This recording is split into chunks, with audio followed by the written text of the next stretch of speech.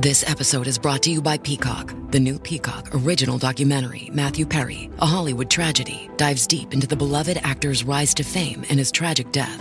5 people, including Perry's personal assistant, 2 medical doctors, and an alleged Hollywood drug dealer known as the Ketamine Queen, were charged with conspiracy to illegally provide Perry with the ketamine. Explore the details of the case in this heartbreaking special, streaming now only on Peacock. Hey, Fidelity. How can I remember to invest every month? With the Fidelity app, you can choose a schedule and set up recurring investments in stocks and ETFs. Oh, that sounds easier than I thought. You got this. Yeah, I do. Now, where did I put my keys? You will find them where you left them. Investing involves risk, including risk of loss. Fidelity Brokerage Services, LLC, member NYSE, SIPC. agenciadepodcast.com.br.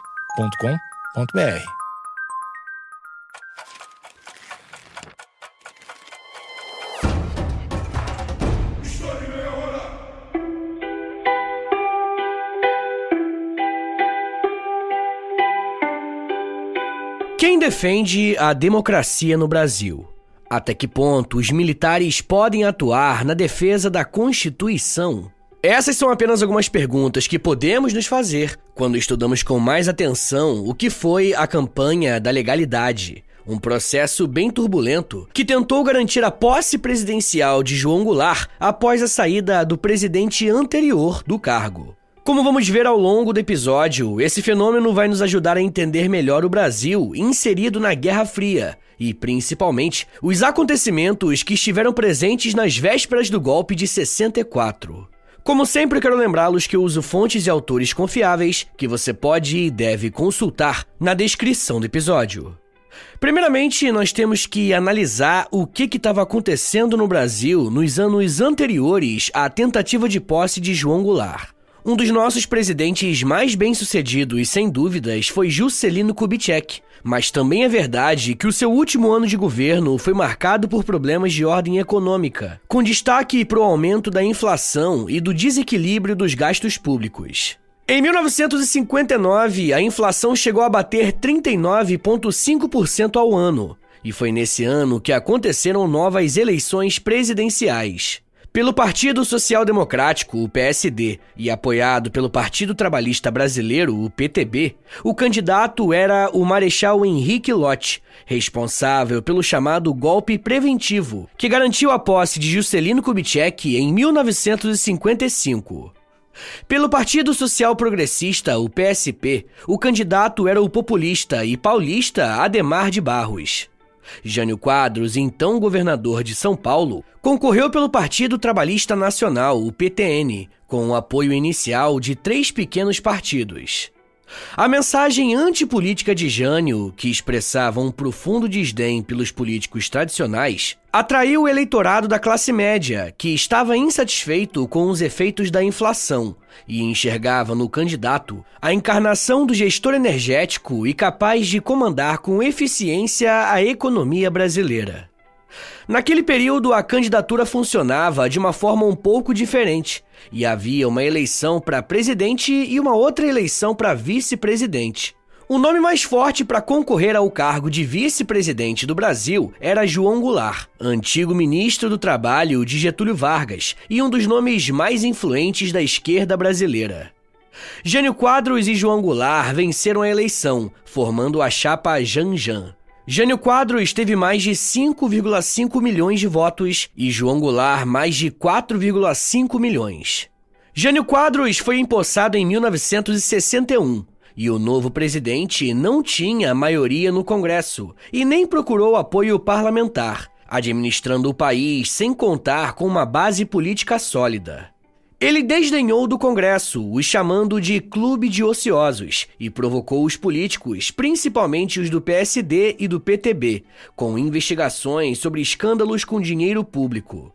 Em resposta, uma comissão do Congresso passou a investigar os inquéritos presidenciais. O próprio vice-presidente, João Goulart, apareceu no relatório divulgado de uma das investigações. João Goulart retalhou, acusando o governo de publicá-la com fins políticos e ficou mais distante do presidente. A nova política econômica buscava um ajuste para firmar as bases do desenvolvimento. Medidas como desvalorização cambial, corte de gastos, restrição de crédito e retirada de subsídios de importação estavam fadadas à impopularidade, mas pareciam possíveis com a euforia da eleição recente. O programa agradou o Fundo Monetário Internacional, o FMI, permitindo a renegociação das dívidas que não foram possíveis no governo JK, dívidas aos credores estrangeiros e ao governo Kennedy nos Estados Unidos, que, sabendo da fragilidade das finanças brasileiras, queria favorecer o governo Jânio para evitar a instabilidade e, principalmente, o avanço do comunismo. No plano internacional, foi implementada a chamada Política Externa Independente, APEI.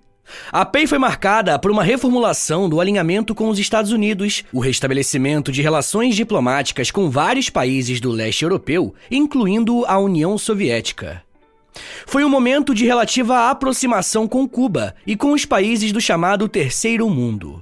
O governo Jânio ainda se distanciou de um antigo aliado, Portugal, e passou a apoiar as independências de Angola e Moçambique, ao passo que criticava o apartheid sul-africano. A política econômica de Jânio desagradava a esquerda, já a política externa independente incomodou setores conservadores e de centro. Os partidos que apoiavam o governo estavam insatisfeitos porque o presidente agia sem consultar as suas lideranças parlamentares, e o agravo da APEI somava-se à simpatia de Jânio à reforma agrária. E guarda essa informação, o Jânio era simpático à reforma agrária. Essa informação vai ser importante um pouco mais na frente. Um político influente chamado Carlos Lacerda, que era governador de Guanabara, passou de apoiador a ferrenho oposicionista de Jânio Quadros. O Congresso permanecia sob o domínio do PSD e do PTB. As tentativas de conciliar interesses conflitantes fracassaram e o presidente ficou politicamente isolado. Em julho de 1961, Jânio convidou seu vice João Goulart para a liderança de uma missão brasileira à República Popular da China, país que a essa altura já era declaradamente socialista. Goulart aceitou o convite com desconfiança, pois estava rompido com o seu presidente. A comitiva partiu no final do mês, fazendo escalas em Paris e em Moscou. Os seus objetivos eram comerciais, procurando expandir os mercados brasileiros no exterior. Em território chinês, João Goulart defendeu a solidariedade entre os países do Terceiro Mundo e elogiou o desenvolvimento nacional chinês. Enquanto João Goulart estava fora, no dia 18 de agosto, Carlos Lacerda procurou o presidente em Brasília para uma reunião urgente. Ele transmitiu a sua intenção de renunciar ao governo da Guanabara para lidar com a falência do seu jornal Tribuna da Imprensa. Foi nesse dia que Jânio condecorou Ernesto Che Guevara com a Ordem do Cruzeiro do Sul, a mais alta condecoração do Brasil a personalidades estrangeiras. As reações negativas, incluindo de Lacerda e da UDN, foram muitas, e oficiais condecorados com a ordem ameaçaram devolver a homenagem. No dia 22, no auditório da TV Excelsior, em São Paulo, Lacerda declarou que não renunciaria e acusou Jânio de articular um golpe e que o presidente o convidou para participar. José Aparecido, secretário de Jânio, quis viajar ao Rio de Janeiro e acusar o próprio Lacerda de golpismo, para que no dia seguinte fosse demitido. Como os repórteres ouviram a autorização para viajar ao Rio, o plano ficou inviável. Na noite do dia 24, Carlos Lacerda acusou Jânio de, através do ministro da Justiça, ter pedido seu apoio a um golpe de gabinete para fortalecer o poder executivo, possivelmente envolvendo os ministros militares. Esse era apenas o início de uma crise que iria se arrastar por alguns anos e, de certa forma, colocaria o Brasil na rota de colisão com uma ditadura militar. Ryan Reynolds here from Mint Mobile with a message for everyone paying big wireless way too much. Please, for the love of everything good in this world, stop. With Mint, you can get premium wireless for just $15 a month. Of course, if you enjoy overpaying, no judgments, but that's weird. Okay, one judgment. Anyway, give it a try at mintmobile.com/switch.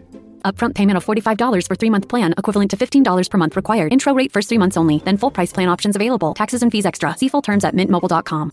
Don't miss your window of opportunity. Upgrade your space now during Blinds.com's anniversary sale and save up to 50% site-wide.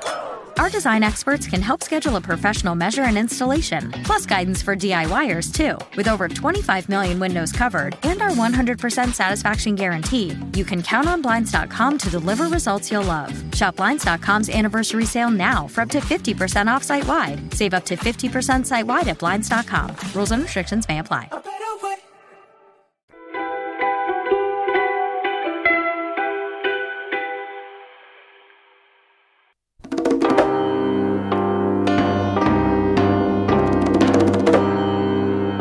Na manhã da sexta-feira, dia 25, o presidente comunicou a sua intenção de renunciar a poucos auxiliares, acrescentando que seria irrevogável. Em seguida, ele deu o mesmo recado aos ministros, dos quais os da Guerra, Marinha e Aeronáutica pediram sem sucesso que ele desistisse da decisão. Odílio Denis, o ministro da Guerra, percebeu ali que o presidente era respeitado dentro do exército, mas ouviu que não haveria volta. Jânio pediu, abre aspas, mantenham a ordem em todo o país. Com este Congresso não posso governar. Organizem uma junta e dirijam o país. Fecha aspas.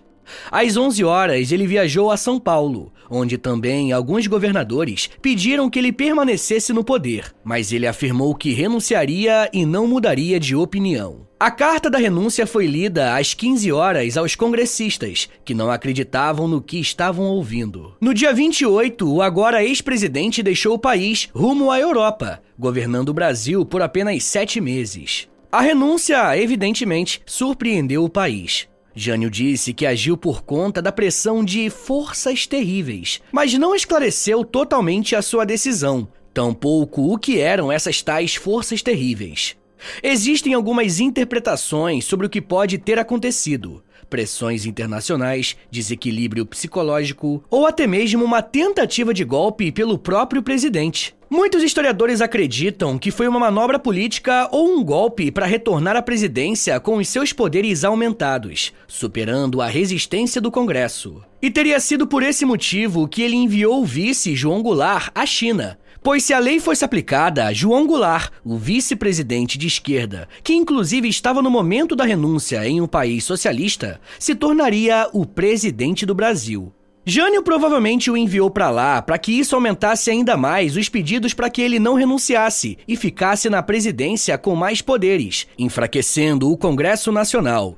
Então, quem deveria se tornar presidente seria o vice-presidente, certo? De acordo com a legislação, sim. Olha só o que dizia a Constituição da época, abre aspas. Artigo 79. Substitui o presidente em caso de impedimento e sucede-lhe no de vaga o vice-presidente da República. Em caso de impedimento ou vaga do presidente e do vice-presidente da República, serão sucessivamente chamados ao exercício da presidência o presidente da Câmara dos Deputados, o vice-presidente do Senado Federal e o presidente do Supremo Tribunal Federal. Fecha aspas. Quando toda essa confusão aconteceu, João Goulart estava fora do Brasil. Então quem assumiu, pelo menos momentaneamente, foi o presidente da Câmara Ranieri Mazzilli, que mesmo de forma interina, nomeou alguns ministros. Floriano Augusto Ramos foi colocado na Casa Civil, Ernesto Geisel na Casa Militar, algo semelhante ao atual Ministério da Defesa,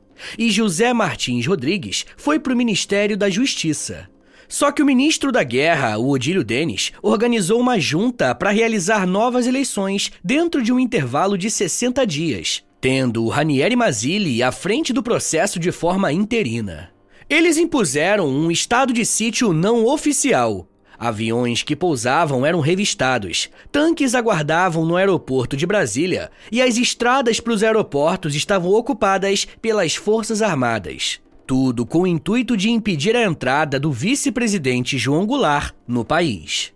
O deputado Ranieri Mazzilli chegou a fazer o seguinte pronunciamento, abre aspas. Tenho a honra de comunicar a Vossa Excelência que na apresentação da atual situação política, criada pela renúncia do presidente Jânio Quadros, os ministros militares, na qualidade de chefes das Forças Armadas, responsáveis pela ordem interna, me manifestaram absoluta inconveniência por motivos de segurança nacional do regresso ao país do vice-presidente João Belchior Marques Goulart. Fecha aspas.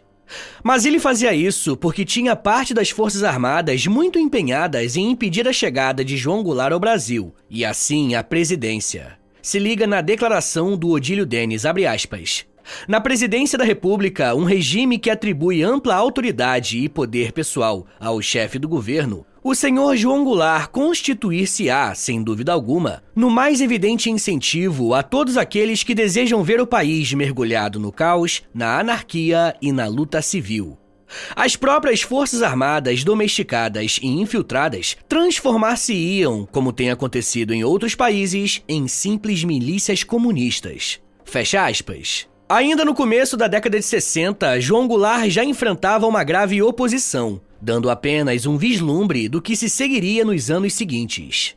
Por mais que parte da classe política e das Forças Armadas estivessem empenhadas em impedir a posse de João Goulart, ele também contou com um grande número de apoiadores, sendo que o principal deles vinha do Rio Grande do Sul. Eu tô falando do protagonista do episódio, Leonel Brizola. Brizola era um político muito conhecido no Brasil, e nesse período ele era o governador do Rio Grande do Sul, além também de ser cunhado do João Goulart. Brizola foi o principal nome da classe política a defender a posse de João Goulart, no movimento de apoio que ficou conhecido como Campanha da Legalidade. Ao lado do governador gaúcho, o único estado que se prontificou a apoiar a posse de João Goulart foi Goiás. Mauro Borges, governador goiano, declarou, abre aspas, não sou nem jamais fui comunista, mas se a sucessão não ocorrer dentro do respeito à Constituição, Goiás estará pronto a lutar em defesa da ordem nacional. Fecha aspas. Mauro tinha uma postura mais conciliadora e avessa ao radicalismo. Ele emitiu seu manifesto pela legalidade no dia 28. Respaldado pelo seu pai, o também político Pedro Ludovico Teixeira, pelo PSD e pela Assembleia Legislativa, centralizou a causa legalista goiana no Palácio das Esmeraldas, sede do seu governo. Em resposta, o Exército censurou a Brasil Central, emissora estadual empenhada na causa, e todas as comunicações do Estado. Mas a emissora foi então transferida para o Palácio do Governador, de onde também passou a operar um serviço de informações. Mauro Borges, oficial da reserva, estabeleceu um estado maior e liderou o planejamento para, se necessário, defender o seu estado, levando em conta a logística para empregar a Polícia Militar do Estado de Goiás e outros voluntários. Mais de 5.000 voluntários foram registrados em Goiânia para receber treinamento militar, formando o Batalhão Tiradentes. Em articulação com o Rio Grande do Sul, de Leonel Brizola, a companhia aérea Varig se preparou para transportar alimentos e munição de Porto Alegre a Goiânia. Foram preparadas missões de engenharia para detonar as pontes em Itumbiara e em Cristalina, por onde passavam as estradas para São Paulo e Brasília. Diante da possibilidade do fechamento do Congresso, Goiânia foi oferecida como sede provisória, na chamada Operação Carrapato. Os governadores do Rio Grande do Sul e de Goiás estavam dispostos a arriscar os seus postos para fazer com que João Goulart entrasse no Brasil e fosse empossado como presidente da República. Pessoal, eu já quero falar mais sobre como foi o desenrolar da campanha da legalidade e como João Goulart conseguiu sair dessa situação. Mas me dá um minutinho aí, tá, gente, que daqui a pouco a gente volta e eu falo um pouco mais sobre avião, comunismo, generais, democracia, política e mosquito. Segura aí, que é um minutinho só.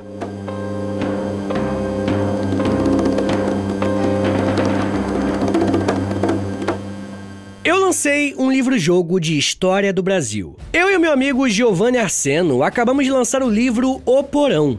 Ele se passa durante o regime militar brasileiro e você controla uma guerrilheira que vai ter que entrar no porão da ditadura. Mesmo se você não conhece, nunca jogou um livro-jogo, pode ficar tranquilo, tá? Esse aqui é bem facinho de jogar e ele vai ser excelente para te inserir nesse universo maravilhoso dos livros de RPG. Ele tá saindo pela editora Record e eu tô muito animado com esse projeto, então se você quiser apoiar meu trabalho, dá uma olhadinha nele, vai lá no link da Amazon, tá aqui na descrição do episódio, e mesmo se você não comprar, deixa ele lá no seu carrinho da Amazon, porque isso ajuda muito a gente a subir no ranking. Mas falando em ranking, ele já é o livro de RPG mais vendido em toda a Amazon. Olha que maneiro, hein? Então, se você quer aprender um pouco mais sobre a história do Brasil e se divertir no processo, dá uma conferida no Porão. O link para você comprar tá na descrição do episódio.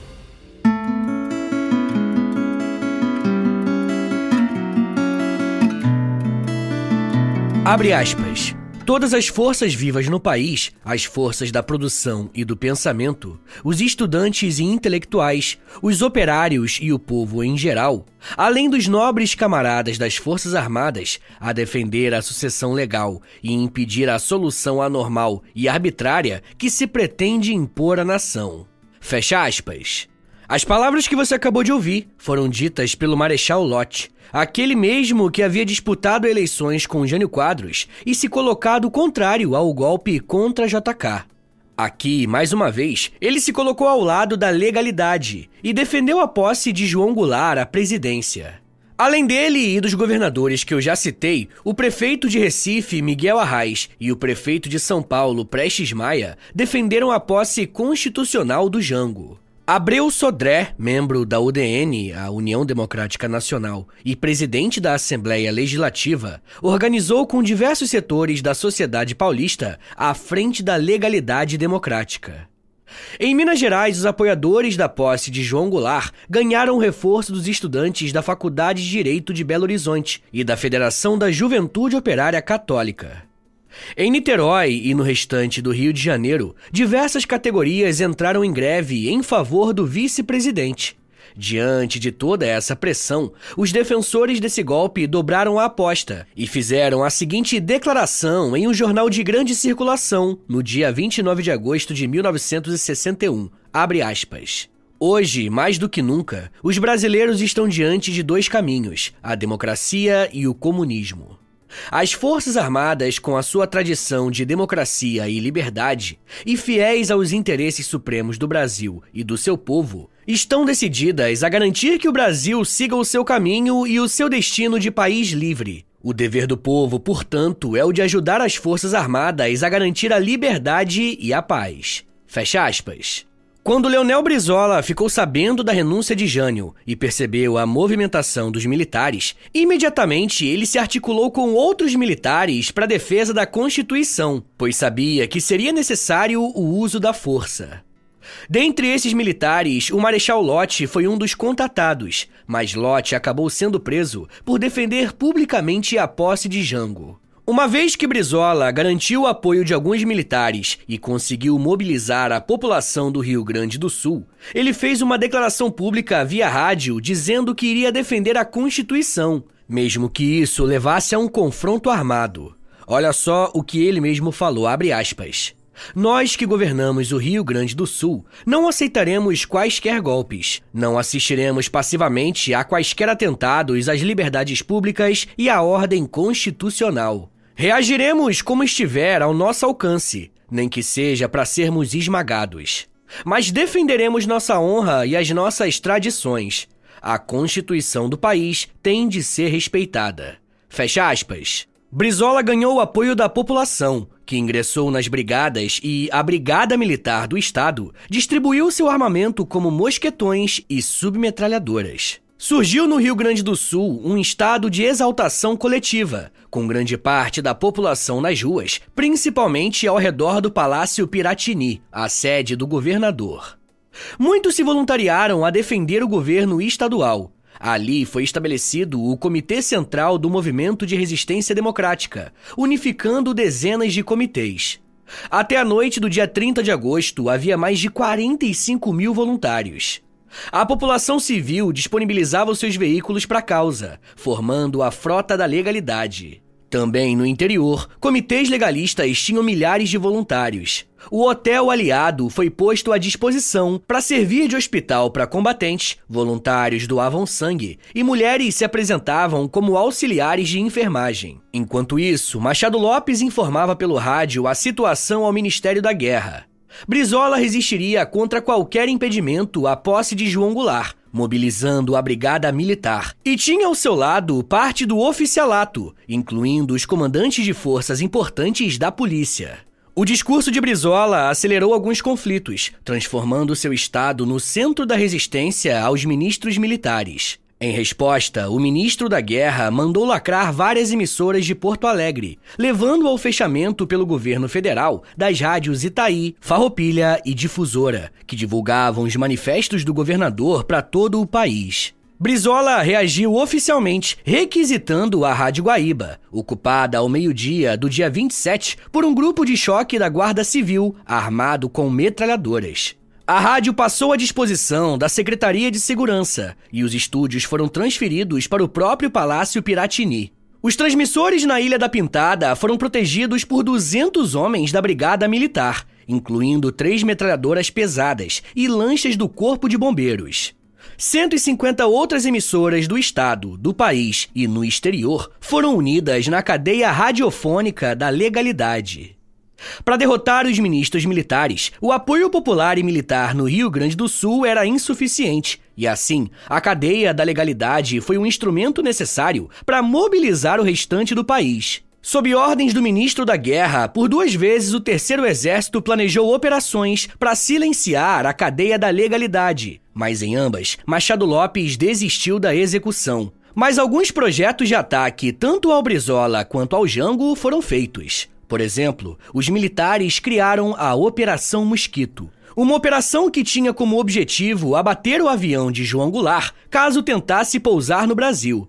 E pessoal, eu vou falar mais sobre essa operação no episódio exclusivo dessa semana que eu faço para os apoiadores. Se você quiser ouvir esse e os outros mais de 170 episódios exclusivos que já tem por lá, basta assinar o apoia.se/História em Meia Hora, porque além de você receber um monte de conteúdo exclusivo, você também ajuda o meu trabalho a continuar de pé. Bom, os militares que eram contra João Goulart precisavam primeiro neutralizar a campanha de Brizola, e por isso planos de uma invasão por terra na sede do governo gaúcho foi mais adiante.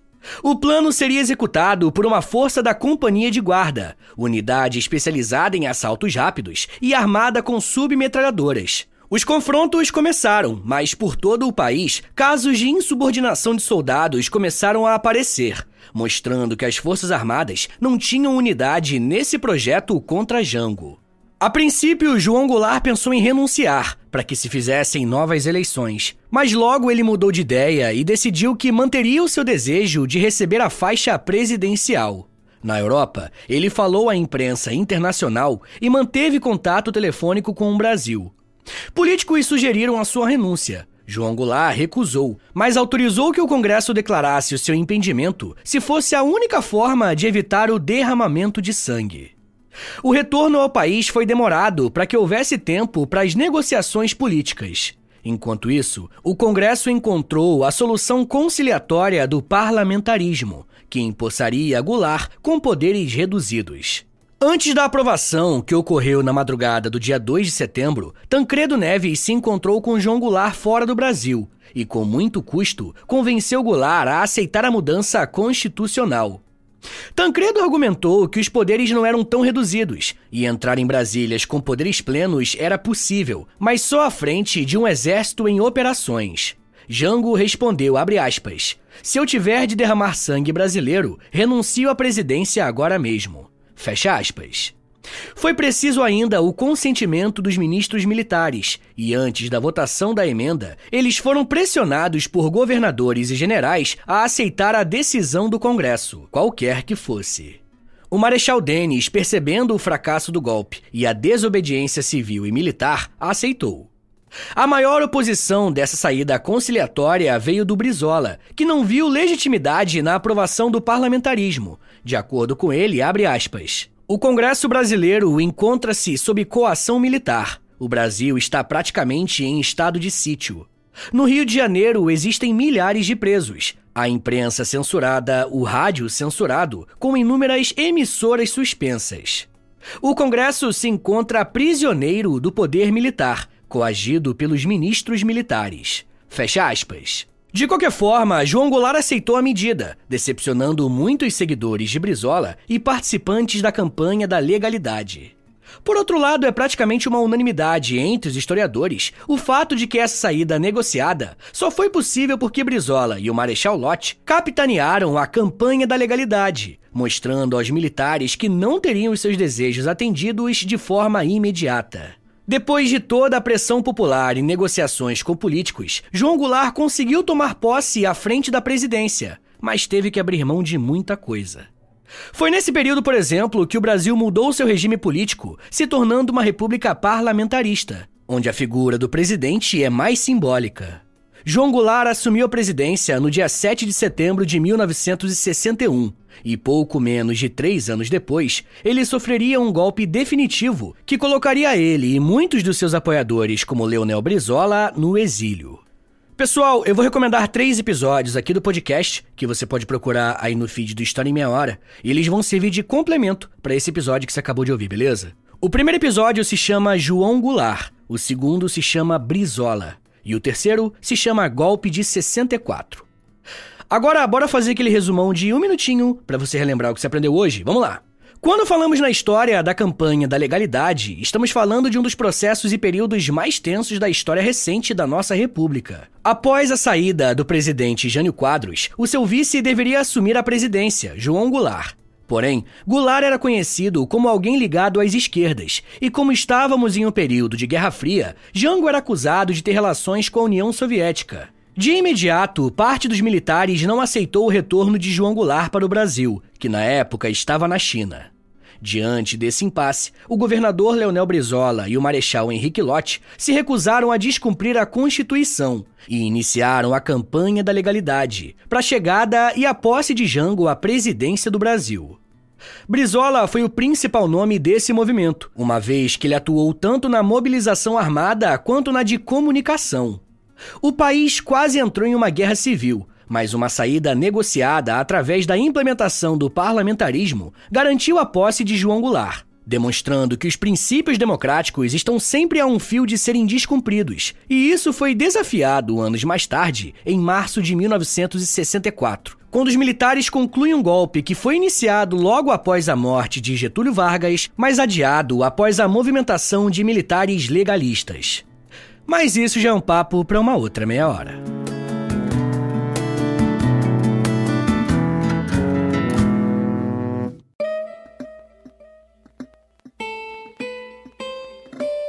Senhores, muito obrigado por terem ouvido até aqui. Meu nome é Vitor Soares, eu sou professor de História e você acabou de ouvir o História em Meia Hora. Segue a gente aí na sua plataforma de áudio favorita para não perder nenhum episódio. Se você estiver ouvindo no Spotify ou na Apple Podcast, avalia o nosso podcast aí com 5 estrelinhas, tá bom? Quero lembrá-los também que a melhor forma de apoiar o podcast é assinando o nosso Apoia-se, tá bom? É apoia.se/História em Meia Hora. Uma outra forma de ajudar o podcast é através do nosso Pix. Anota aí que é o meu Pix e o meu contato também. É historiaemmeiahora@gmail.com. Mas se você não tiver condições de ajudar o podcast financeiramente, mas quer ajudar de outra forma, a melhor forma de longe é, primeiro, indicando o podcast para um amigo e, segundo, compartilhando nas redes sociais. Aí você aproveita e me marca no @História em Meia Hora, porque aí eu vou poder te agradecer pela ajuda. Se você tiver a fim de ouvir um podcast mais de humor, mas que também tenha temática histórica, ouça o meu outro podcast, é o História pros Brother. Ouve lá depois que eu acho que você vai gostar.